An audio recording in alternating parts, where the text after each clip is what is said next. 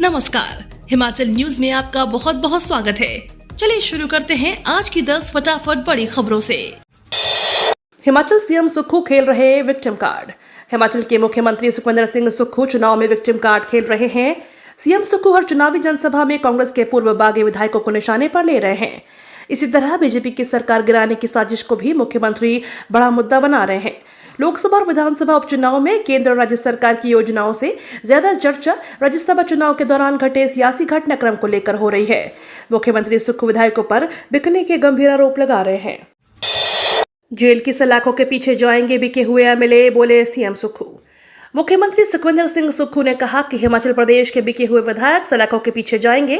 जांच चल रही है, उसके पूरे होने के बाद बड़े खुलासे होंगे। इनमें से कोई भूमाफिया, नशा माफिया तो कोई खनन माफिया बन गया है। धर्मशाला के विधायक ने भी 14 महीने खुद को राजनीतिक मंडी में बेच दिया। मुख्यमंत्री ने ये बातें लोकसभा उम्मीदवार आनंद शर्मा के नामांकन पत्र दाखिल करने के बाद जोरावर स्टेडियम में कही। आश्रय शर्मा बोले, मां बेटे ने प्रदेश में रचा कांग्रेस सरकार को गिराने का षड्यंत्र। हिमाचल प्रदेश की कांग्रेस या कहें सुक्खू सरकार को गिराने में कांग्रेस के अपने ही नेताओं का हाथ रहा है और इस षड्यंत्र को प्रदेश के एक राजघराने ने अंजाम दिया।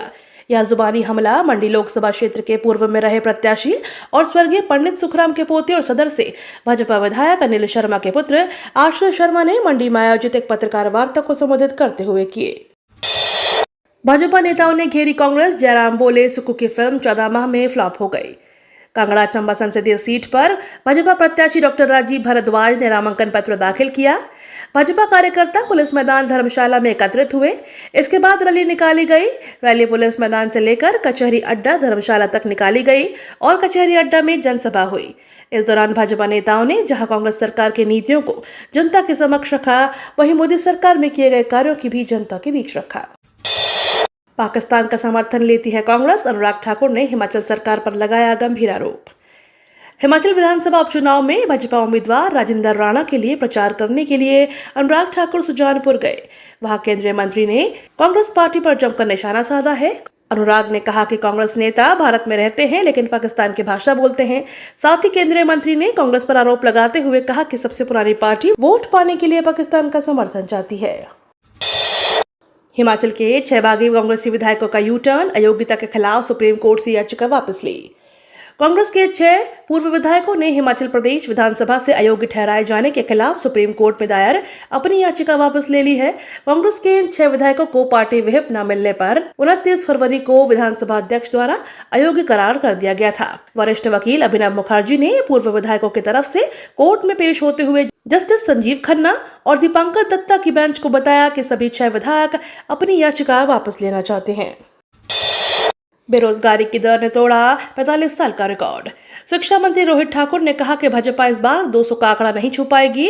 उन्होंने कहा कि भाजपा जुमलों की सरकार है जो बड़े बड़े वायदा करती है लेकिन जमीन पर ध्रुवीकरण की राजनीति कर सत्ता हथियाना चाहते हैं। इस बार देश में बड़ा बदलाव होने जा रहा है। जहां भाजपा 2004 की तरह इंडिया शाइनिंग का सपना टूटने वाला है। 4 जून को भाजपा को बड़ा सदमा बड़ी हार के साथ लगने वाला है। रोहित ठाकुर ने कहा कि भाजपा 2024 में किए गए वायदों की बात कर 10 साल तक सत्ता में रहने के बाद भी नहीं करती है। ट्रांसपोर्टेशन पर निजी स्कूलों को झटका। प्रदेश सरकार ने निजी स्कूलों की ट्रांसपोर्टेशन व्यवस्था को भारी झटका दिया है। दरअसल निजी स्कूलों के ट्रांसपोर्ट की फीस को दुगना से अधिक कर दिया गया है। ऐसे में प्राइवेट स्कूलों पर जहां आर्थिक बोझ पड़ेगा तो स्वाभाविक है स्कूल प्रबंधन इसकी वसूली बच्चों के अभिभावकों से लेंगे। ऐसे में माना जा रहा है कि इसका सीधा असर जनता पर भी पड़ेगा। परिवहन विभाग की ओर से जारी निर्देशों के अनुसार इस साल स्कूलों की बसों के state road tax, permit renew fees और पासिंग फीस में भारी भरकम वृद्धि की गई है। नालागढ़ के बघेरी इंटरस्टेट टोल बैरियर पर हंगामा। औद्योगिक क्षेत्र नालागढ़ के तहत बघेरी स्थित इंटरस्टेट टोल बैरियर पर स्थानीय ट्रक ऑपरेटरों और टोल बैरियर कॉन्ट्रैक्टर के बीच टोल टैक्स छूट के मसले पर उपजा विवाद थमने का नाम नहीं ले रहा है। एक मासी ट्रक ऑपरेटर और टोल बैरियर संचालक टोल टैक्स की छूट की मांग को लेकर आमने सामने हैं। इस मसले के बीच स्थानीय ट्रक ऑपरेटरों ने मुख्य सड़क के बजाय संपर्क मार्ग से वाहनों की आवाजाही शुरू कर दी है, लेकिन टोल बैरियर संचालक ने भी उसे बंद करवा दिया है, जिससे विवाद बढ़ गया और गुरुवार को ट्रक ऑपरेटर भड़क उठे। हिमाचल में 97,000 लोगों ने घर बैठे मतदान के लिए किया आवेदन। लोकसभा चुनाव के लिए घर से मतदान के लिए प्रदेश में करीब 97,199 लोग आवेदन कर चुके हैं। आवेदन पत्रों की छंटनी के बाद अंतिम सूची तैयार की जाएगी। पात्र लोगों को निर्वाचन विभाग मतदान के लिए घरों पर ही पोस्टल बैलेट उपलब्ध करवाएगा। मतदाता 12 मई को होम वोटिंग के लिए आवेदन कर सकते हैं। होम वोटिंग के लिए चुनाव आयोग के अधिकारी मतदाता के घर जाते हैं और उन्हें मतदान करवाते हैं। भीषण गर्मी के कारण ऊना में 13 मई से स्कूलों का समय बदला। ऊना में अधिकतम तापमान 39 डिग्री सेल्सियस पहुंचने के बाद यह कदम उठाया गया है। अधिकारियों ने बताया कि छात्रों की सुरक्षा और सेहत को ध्यान में रखते हुए जिला अधिकारी जितिन लाल ने आदेश जारी किया है कि हिमाचल प्रदेश के ऊना में सभी सरकारी और निजी स्कूल 13 मई से सुबह 8 बजे से दोपहर 1 बजे तक खुलेंगे। हिमाचल प्रदेश शिक्षक पात्रता परीक्षा के लिए पंजीकरण शुरू। हिमाचल प्रदेश जीईटी की तैयारी में जुटे उम्मीदवारों के लिए बड़ी खबर है। हिमाचल प्रदेश स्कूल शिक्षा बोर्ड द्वारा एचपी शिक्षक पात्रता परीक्षा 2024 के लिए अधिसूचना जारी कर दी गई है। बोर्ड द्वारा 7 मई को जारी अधिसूचना के अनुसार TGT, language teacher, JBT, Shastri, Punjabi और उर्दू की कुल 8 विषयों की टीईटी के लिए उम्मीदवार 8 मई से 28 मई तक अपना पंजीकरण कर सकते हैं। शिमला में झमाझम बरसे बादल, कई जिलों में अंधड़, गर्मी से मिली राहत।